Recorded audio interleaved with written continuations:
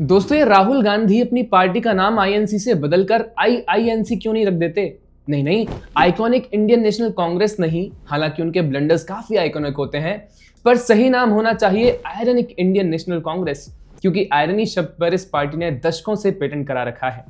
जरा सोचिए, सलमान रुश्दी, वो लेखक जिसे कभी कांग्रेस सरकार ने अशांति का कारण कहा, आज उसी को अमेरिका में डेटन लिटरेरी पीस प्राइज मिला है। पर इतिहास के दस्तावेज में आयरनी यहीं से शुरू होती है, क्योंकि जिस आदमी को आज पीस का प्रतीक माना जा रहा है, उसी को कांग्रेस ने सबसे पहले खतरा घोषित किया था। हाँ, वही कांग्रेस जो संविधान की बात करते करते अपने ही कानून तोड़ देती है, जो अभिव्यक्ति की आजादी पर लेक्चर देती है और फिर उसी आजादी पर ताला लगा देती है। 1988 में राजीव गांधी की सरकार ने सलमान रुश्दी की किताब द सैटनिक वर्सेस पर प्रतिबंध लगा दिया था। दुनिया का पहला बैन जो किसी तानाशाही ने नहीं बल्कि एक लोकतांत्रिक सरकार ने लगाया। ये वही दौर था जब वोट बैंक संविधान से बड़ा हो गया था और सेंटिमेंट सच से ज्यादा ताकतवर। कांग्रेस का असली मजहब वहीं दिखा जहां डर, मजहब और चुनावी लाभ एक साथ मिलते हैं। कांग्रेस की कुछ आयरनीज आपको याद होंगी, जैसे उनकी iconic irony Shah Bano case के रूप में। आज फिल्म हक भी यही दिखाती है, जैसे कांग्रेस है तो मुसलमान है और मुसलमान है तो कांग्रेस है कहने वाले लोग केवल अपने फायदे के लिए महिलाओं को 3 तलाक जैसी निर्मम और पुरुष प्रधान प्रथा में सुप्रीम कोर्ट के खिलाफ जाकर धकेल देते हैं। पर आपको सलमान रुश्दी वाली आयरनी उतनी याद नहीं होगी, तो मैं याद दिला देता हूं। साल था 1988। सलमान रुश्दी ने अपनी किताब द सैटनिक वर्सेस रिलीज की। एक ऐसी किताब जिसमें ना तो किसी मजहब का नाम लिया, ना किसी का मजाक उड़ाया, पर पढ़े बिना ही उसे मजहबी अपराध घोषित कर दिया गया। इंडिया टुडे में मधु जैन नाम की पत्रकार ने किताब पर एक रिव्यू लिखा। शीर्षक था an unequivocal attack on religious fundamentalism, यानी किताब मूल रूप से कट्टरता के खिलाफ थी, पर उस रिव्यू की आखिरी पंक्तियां इतिहास का सबसे बड़ा माचिस का तिल बन गई। This book is bound to trigger an avalanche of protests from the ramparts. और वही हुआ। राजनीति ने उस आखिरी लाइन को पकड़ लिया, मजहब ने उसका अर्थ बदल दिया और कांग्रेस ने उसे आदेश बना दिया। सबसे पहले सामने आए 2 नाम, सैयद शहाबुद्दीन जो एक पूर्व आईएफएस अधिकारी थे, और खुर्शीद आलम खान, कांग्रेस के नेता और सलमान खुर्शीद के पिता। इन दोनों ने किताब के खिलाफ चिट्ठियां लिखी, प्रदर्शन की धमकियां दी और मांग की कि इस किताब को बैन किया जाए, वरना देश में दंगे हो जाएंगे। दंगे किताब पढ़े बिना ही। लेकिन कांग्रेस के लिए ये रीजन नहीं, अपॉर्चुनिटी थी। राजीव गांधी की सरकार ने पलक झपकते ही आदेश निकाला, द सैटनिक वर्सेस की इंपोर्ट पर प्रतिबंध। यानी भारत नहीं, कांग्रेस सरकार दुनिया की पहली सरकार बनी जिसने रुश्दी की किताब पर बैन लगाया। ईरान तब भी चुप था, क्योंकि फतवा तो साल बाद आया था, पर कांग्रेस ने बिना दबाव, बिना प्रमाण, सिर्फ वोट बैंक के लिए कलम को अपराध बना दिया। आयरनी देखिए, जिस किताब का नाम था द सैटनिक वर्सेस, उसका पहला सैटनिक काम किसी मुसलमान ने नहीं बल्कि एक सेक्युलर प्रधानमंत्री ने किया। रुश्दी ने बाद में राजीव गांधी को लिखे अपने पत्र में कहा कि the Indian democracy is becoming a laughing stock. You and I both know the real issue is the Muslim vote. और यही बात सबसे ज्यादा चुभती है कि एक लोकतांत्रिक सरकार ने एक लेखक को इसलिए चुप कराया क्योंकि उसे डर था कि उसके सच से किसी की भावनाएं आहत हो जाएंगी। अब ये तो बस कांग्रेस का पहला वार था। अब शुरू हुआ असली खेल, मोरल पॉस्चरिंग और वोट बैंक जिम्नास्टिक्स का। रुश्दी का आरोप सीधा था, यह विवाद किताब का नहीं, वोट बैंक का था।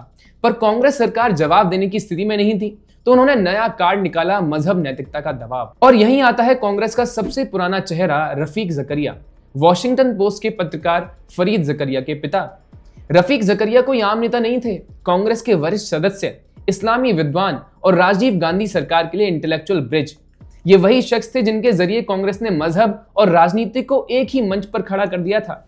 रुश्दी के खत के कुछ हफ्ते बाद जकरिया ने the illustrated weekly off India में जवाब लिखा। उनका लहजा वही क्लासिक कांग्रेस वाला था, न गुस्सा न राजनीति, बस मध्यम सुर में नैतिक तर्क। लेकिन असल में ये तर्क कांग्रेस की ढाल था। उन्होंने पूछा, what is the significance of the title the Satanic verses? Has it not an historical connection with the 3 goddesses condemned as Satanic?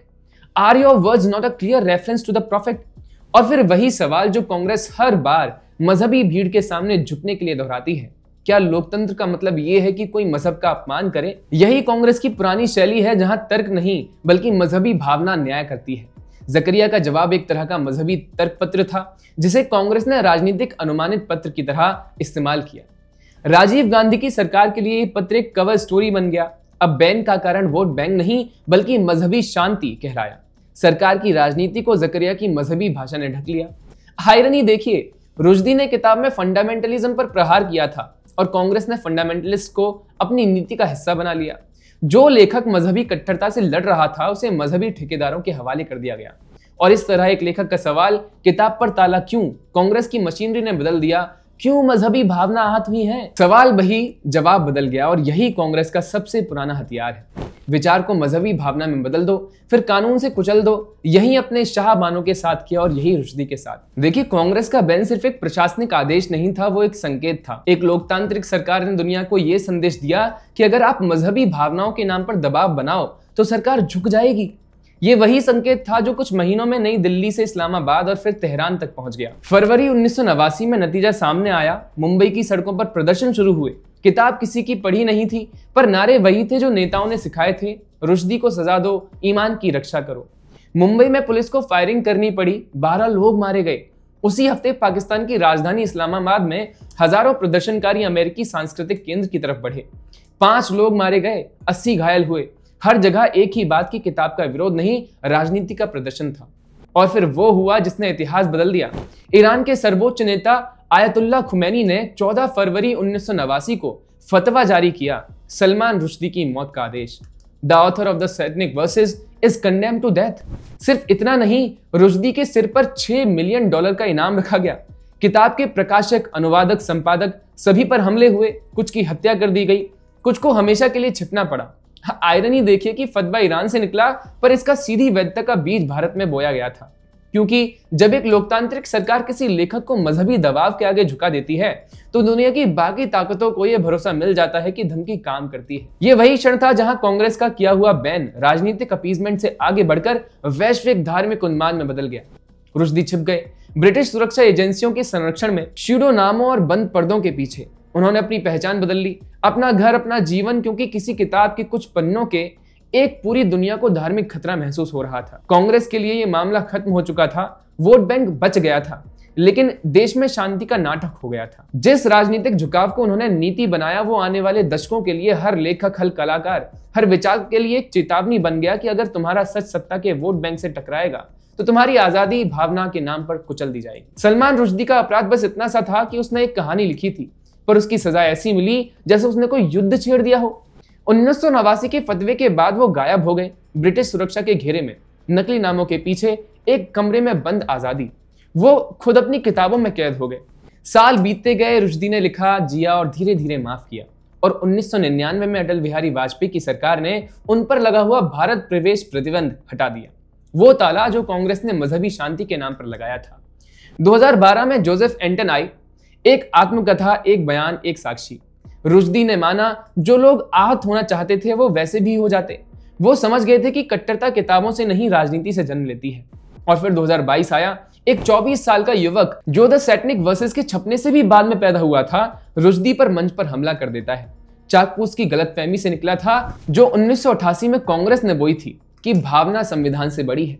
Rushdie की एक आंख चली गई, पर उनका नजरिया नहीं। उन्होंने लिखा, नाइफ, एक किताब, एक बयान, एक जिंदा सबूत कि कलम को मारा जा सकता है पर खामोश नहीं किया जा सकता।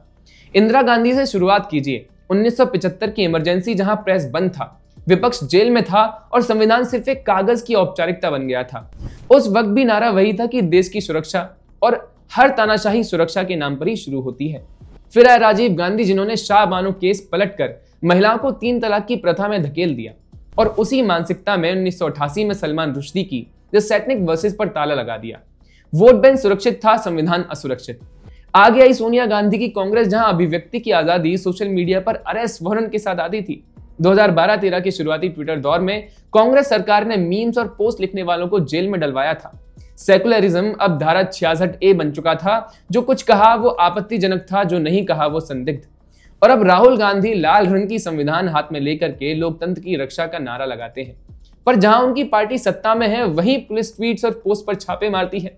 2020 का महाराष्ट्र याद कीजिए, पत्रकार गिरफ्तार हुए, कॉमेडियंस के शो कैंसिल हुए, और एक सरकार जो खुद को सेकुलर कहती थी वो आलोचना के ऐसे डर से रहती थी जैसे रुश्दी की किताब से डरी थी। आयरनी यही है, इंदिरा ने प्रेस पर ताला लगाया, राजीव ने किताब पर, सोनिया ने सोशल मीडिया पर, और राहुल गांधी संविधान लहराकर उसी चुप्पी को ढक रहे हैं। कांग्रेस की सबसे बड़ी विरासत सेकुलरिज्म नहीं, कंट्रोल है, हर युग में, हर माध्यम पर, हर उस आवाज पर जो सत्ता के आराम में खलल डालती है।